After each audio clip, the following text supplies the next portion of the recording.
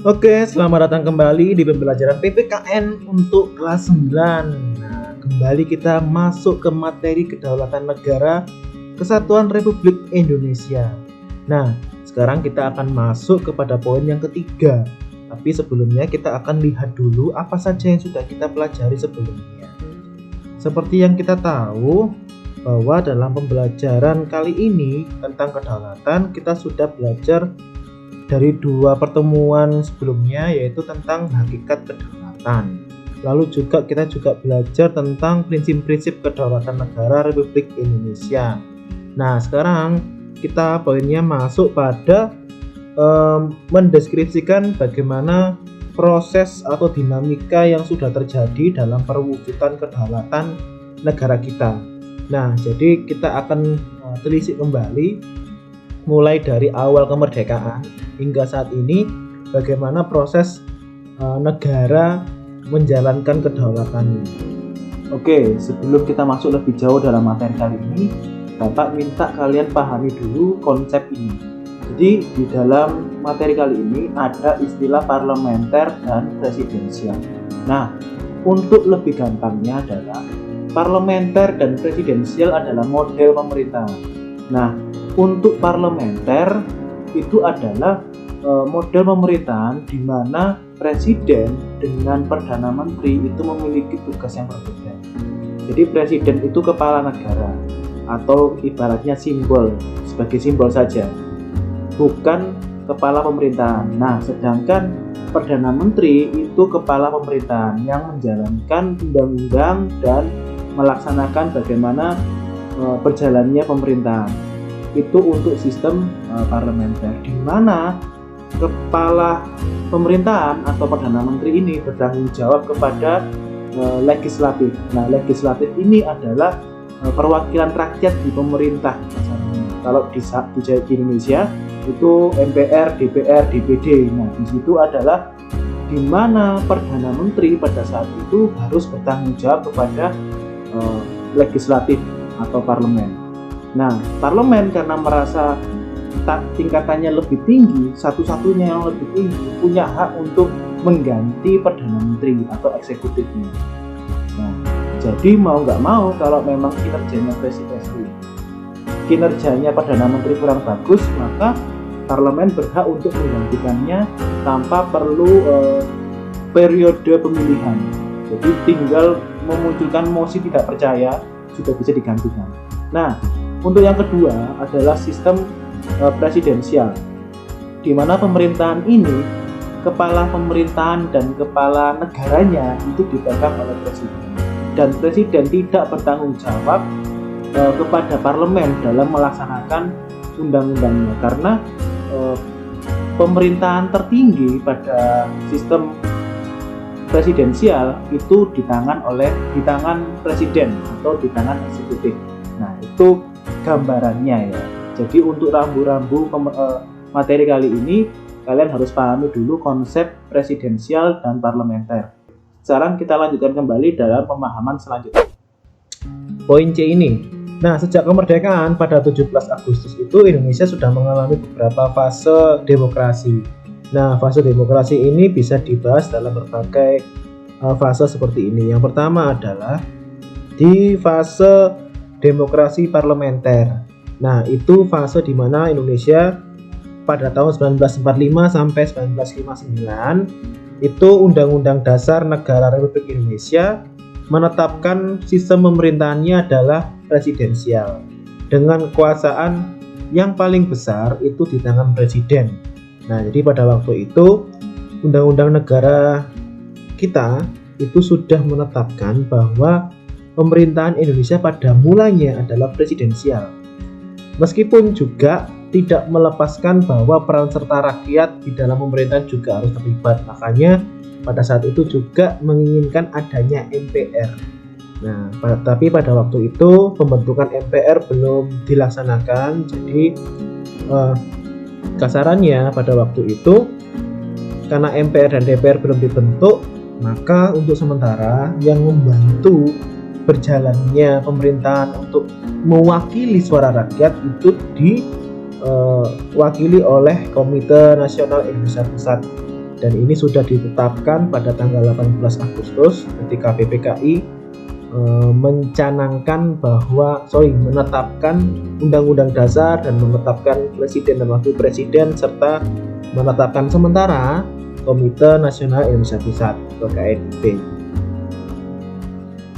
Nah, sejak berjalannya KNIP ini melalui badan pekerjanya mengajukan sebuah petisi kepada pemerintahan bahwa agar para menteri kabinet bertanggung jawab juga kepada KNIP, bukan hanya pada presiden. Kenapa? Karena KNIP ini kan asumsinya sebagai perwakilan rakyat, walaupun pada saat itu pemilihan anggota KNIP itu bukan dari rakyat, tetapi penunjukan dari pemuka agama atau orang terpandang di daerah dijadikan sebagai anggota KNIP, serta anggota-anggota PPKI pada saat itu juga tergabung dalam KNIP.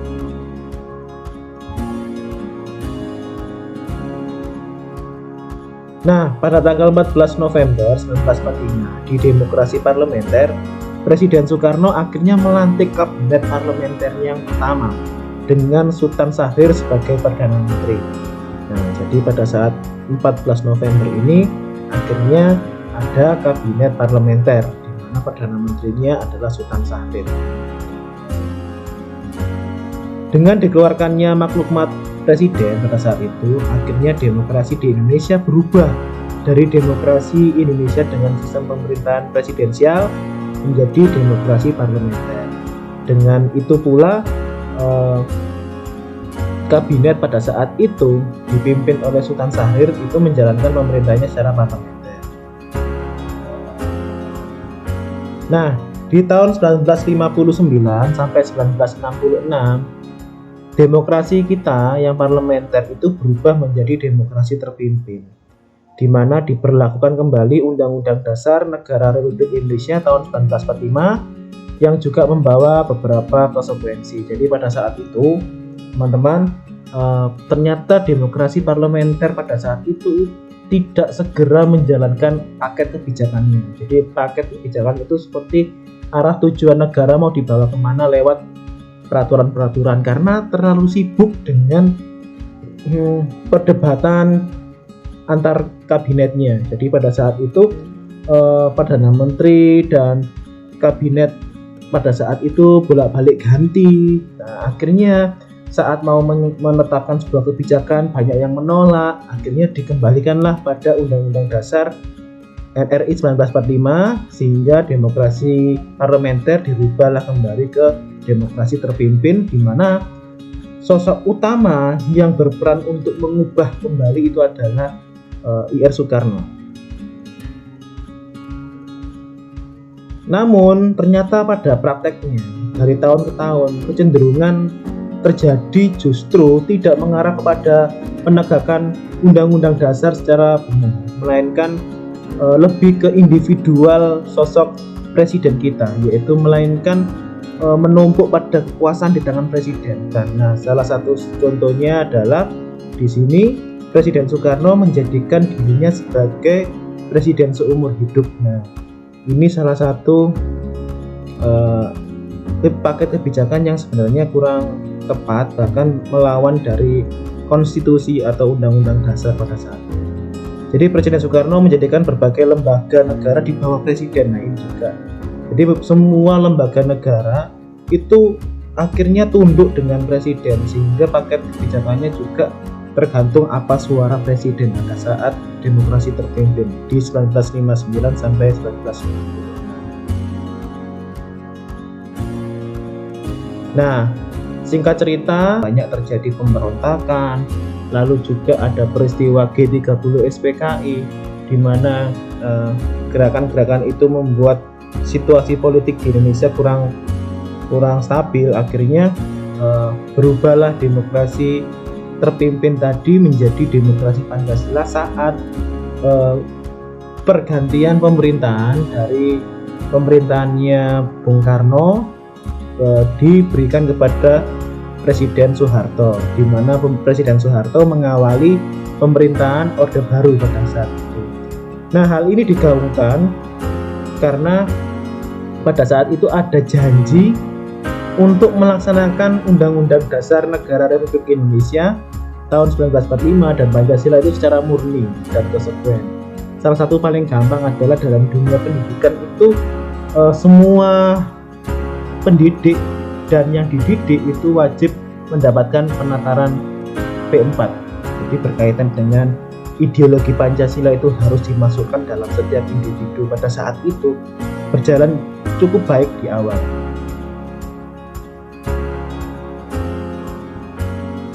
Nah, setelah itu demokrasi Pancasila juga berkembang pada masa reformasi.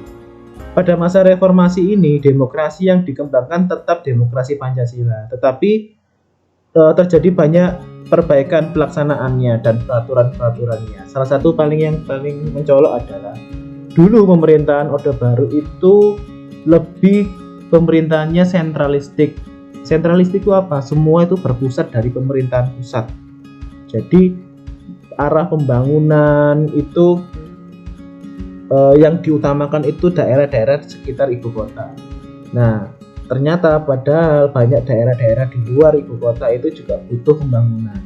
Akhirnya dibuatlah sebuah paket kebijakan yang berbeda, di mana ada istilahnya pemerintahan daerah. Nah, di situ sebagai wujud demokrasi Pancasila yang tepat, di mana setiap daerah bisa mengembangkan potensi daerahnya dan melakukan pembangunan di tiap-tiap daerah dengan pemerintahan daerah, mulai dari tingkat kabupaten maupun kota maupun provinsi.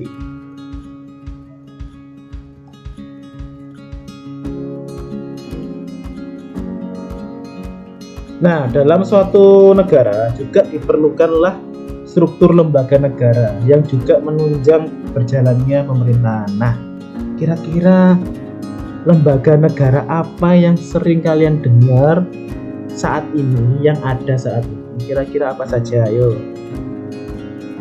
Betul. Nah, beberapa disebutkan di sini adalah berdasarkan Undang-Undang Dasar Negara Republik Indonesia tahun 1945, lembaga-lembaga negara itu antara lain, yang pertama ada Majelis Permusyawaratan Rakyat atau MPR, lalu ada Presiden, lalu ada Dewan Perwakilan Rakyat atau DPR, lalu ada Badan Pemeriksaan Keuangan BPK, lalu ada Mahkamah Agung, lalu juga ada Mahkamah Konstitusi. Lanjut, untuk nomor 7 adalah Dewan Perwakilan Daerah, dan yang terakhir ada Komisi Yudisial. Nah, 8 lembaga ini menjalankan fungsinya masing-masing. Ada fungsi yang memang tujuannya membuat undang-undang. Ada juga lembaga yang fungsinya melaksanakan undang-undang. Lalu ada lembaga yang bertugas untuk menguji undang-undang. Lalu juga ada lembaga yang menjalankan tugasnya untuk menegakkan undang-undang. Lalu juga ada lembaga yang menjalankan tugasnya untuk mengaudit segala pengeluaran negara. Nah, semua lembaga-lembaga ini memiliki fungsinya masing-masing. Nah, dari sini nanti kalian akan saya giring untuk melihat salah satu video dari kakak-kakak kelas kalian tahun lalu yang sudah mencoba menggali beberapa fungsi dari lembaga-lembaga negara ini. Nah, coba kalian lihat, nanti coba dipahami, karena nanti di akhir kita akan coba sebuah kuis. Nanti kalian akan coba kerjakan di situ. Kuis ini menarik sekali, kalian coba, karena akan menguji kemampuan kalian secara pengetahuan juga kecepatan. Oke? Mari kita lihat video berikut.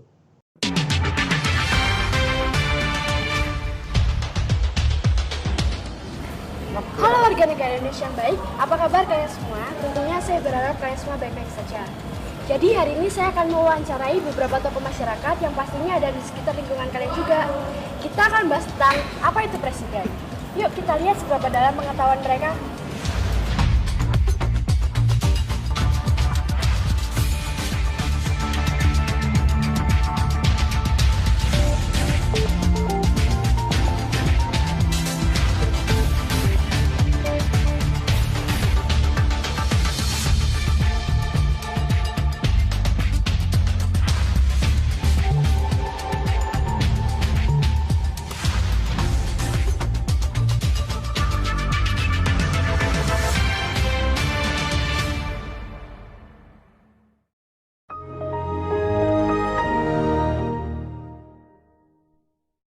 Pak? Saya malu, Mbak. Enggak apa-apa, Pak. Pertama kali masuk TV, Mbak. Enggak apa-apa, Pak. Silakan dijawab aja, Pak. Menurut saya ya, Mbak, Iya. presiden itu kepala negara ya, Mm-mm. yang bisa ngayomi rakyatnya, Mbak. Biar rakyatnya senang. Mm-mm. Gitu aja nih, Mbak. Menurut saya itu presiden itu yang paling penting, Mbak. Yang paling penting di negara pastinya. Memimpin, yang mengatur semua keuangan, semuanya. Adin, pegangin aja ya. Oh iya, Kak. Ya kalau menurut saya sih ada nggak ada presiden juga apa pentingnya gitu loh ya. Ya presiden tuh ya cuma wakilnya rakyat gitu aja. Oh gitu ya.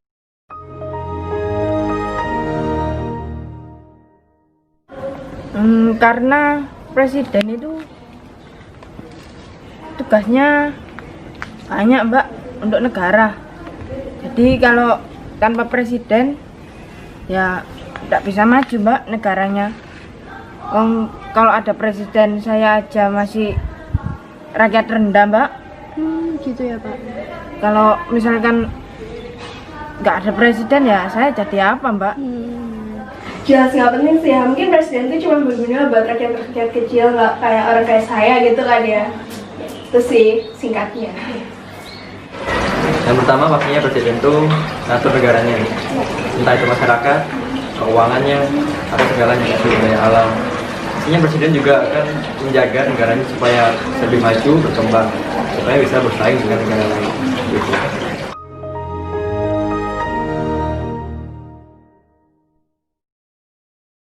Contohnya ya, Mbak. Iya. Yang pertama memajukan rakyat kecil, Mbak. Jangan di kota-kota besar aja, Mbak. Saya ini loh, rumah saya masih gede, Mbak. Terus yang kedua itu membangun fasilitas di kampung-kampung kecil, kayak di kampung saya itu, Mbak. Biar kampung saya itu rame, terus biar banyak pendapatan lain, Mbak. Oh iya. Gak hanya petani, Mbak. Oh iya. Itu aja sih, Mbak. Tanggung jawabnya pasti mengayomi kepada rakyatnya, bisa ikut serta turun tangan bila masyarakatnya kesusahan. Saya enggak itu. Nah, jadi apa sih yang dimaksud dengan presiden itu? Jadi, presiden adalah pimpinan tertinggi dalam suatu organisasi, dalam suatu perusahaan, atau dalam suatu negara. Nah, jadi presiden itu dipilih melalui pemilu.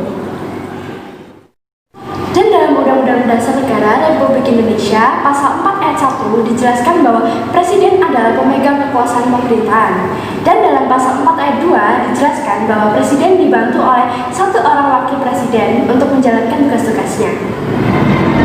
Dan juga presiden berhak untuk memberi amnesti dan abolisi, namun harus dengan persetujuan DPR.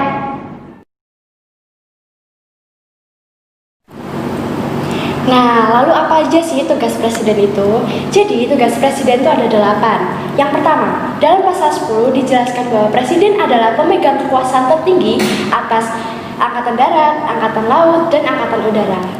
Nah, tugas presiden yang kedua dijelaskan dalam pasal 11 bahwa presiden berhak untuk menyatakan perang, membuat perdamaian, dan membuat perjanjian dengan negara lain. Namun, harus dengan persetujuan DPR. Nah, yang ketiga dijelaskan dalam pasal 12 bahwa presiden berhak untuk menyatakan keadaan bahaya, namun harus dengan syarat yang sama dengan Undang-Undang Dasar. Nah, tugas keempatnya dari presiden dijelaskan dalam pasal 13 bahwa presiden berhak untuk menerima dan mengangkat duta dan konsul, namun lagi dan lagi harus dengan persetujuan DPR. Tugas yang kelima dari presiden dijelaskan dalam pasal 14 bahwa presiden berhak untuk memberi gerasi dan rehabilitasi, namun harus dengan persetujuan Mahkamah Agung. Dan juga presiden berhak untuk memberi amnesti dan abolisi, namun harus dengan persetujuan DPR.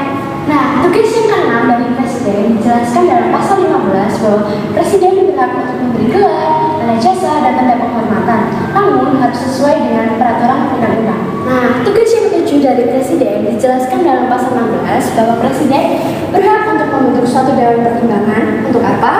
Untuk memberi nasihat atau pertimbangan kepada presiden yang selanjutnya diatur dalam undang-undang. Nah, tugas yang terakhir dari presiden dijelaskan dalam pasal 17 bahwa presiden berhak untuk mengangkat menteri-menteri, Untuk apa? Untuk membantu Presiden dalam menjalankan tugasnya.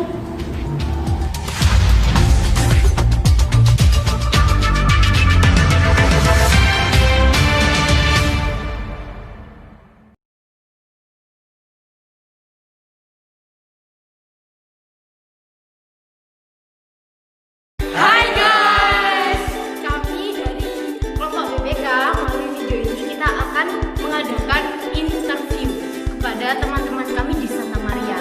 Nah, materinya itu apa sih itu BPK, fungsinya bagi negara, terus penjelasan lainnya.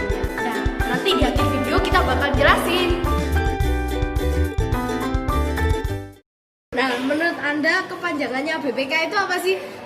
Menurut saya kepanjangannya BPK itu Badan Politik Kewarganegaraan. BPK itu kurang tahu saya kalau BPK. Ya. Pernah dengar cuman lupa kepanjangannya. Gak pernah dengar itu. BPK? Apa itu? Dan pemeriksa apa itu? Keuangan. Badan Penyelidikan Keuangan. Badan Pengelola Keuangan. Sebutin salah satu tugasnya BPK, satu aja. Kemarin dengar-dengar sih katanya bantuin apa? Kayak buat presiden gitu. Menjaga keamanan negara. BPK? Iya. Karena nggak tahu kepanjangannya kan. Jadi nggak tahu apa tugasnya. Tugasnya untuk memberantas para korupsi itu. Waduh, apa ya? Ini karena Menyelidiki keuangan. Mengelola keuangan negara. Selanjutnya, fungsinya lembaga BPK ini bagi negara itu apa sih? Mungkin bisa jadi untuk memilih apa ya, gimana cara ngomong, kayak untuk membantu masyarakat yang melakukan hal-hal baru itu. Biar mengurangi jasa kayak yang ada yang korupsi. Mengelola keuangan negara sendiri. Jadi teratur gitu keluar masuknya. Untuk menjaga pemerintahan supaya tetap aman. Mengatur negara. Untuk menata perekonomian. ya untuk ini mengaudit keuangan negara. Terus cara pemilihan anggota BPK-nya bagaimana menurut Sally? Pilih sama anggota. Dilaksanakan secara mufakat yang dipilih oleh masyarakat. Pemilihan umum mungkin. Cara Pak Marsono itu ya menurut voting. Voting ada nama. Apa ya? Nggak tahu. Terima kasih atas waktunya. Terima kasih atas waktunya. Terima kasih Pak Marsono. Terima kasih Pak. Terima kasih Bu. Terima kasih Bu. Terima kasih atas waktunya. Terima kasih waktunya Sally. Guys, sebelum kita mengenal BPK lebih dalam, saya akan menjelaskan kepanjangan BPK. Nah, kepanjangan BPK itu Badan Pemeriksa Keuangan. Apa sih BPK itu? BPK itu salah satu lembaga kenegaraan yang punya tanggung jawab dan punya tugas dalam mengelola keuangan negara.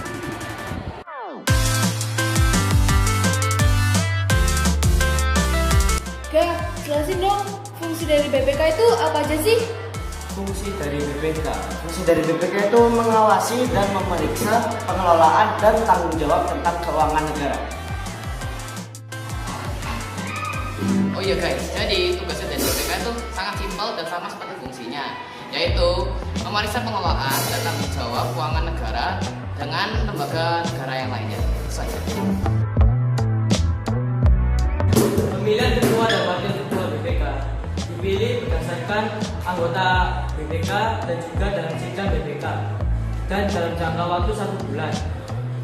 Ketua dan wakil ketua BPK dilakukan secara musyawarah mufakat. Bila tidak mencapai mufakat, maka pemilihan tersebut dibatalkan. Anggota BPK ini dipilih melalui orang-orang yang diwakilkan oleh DPD dari setiap daerah dan diserahkan kepada DPR untuk dipilih lebih lanjut sehingga menjadi anggota BPK yang tetap.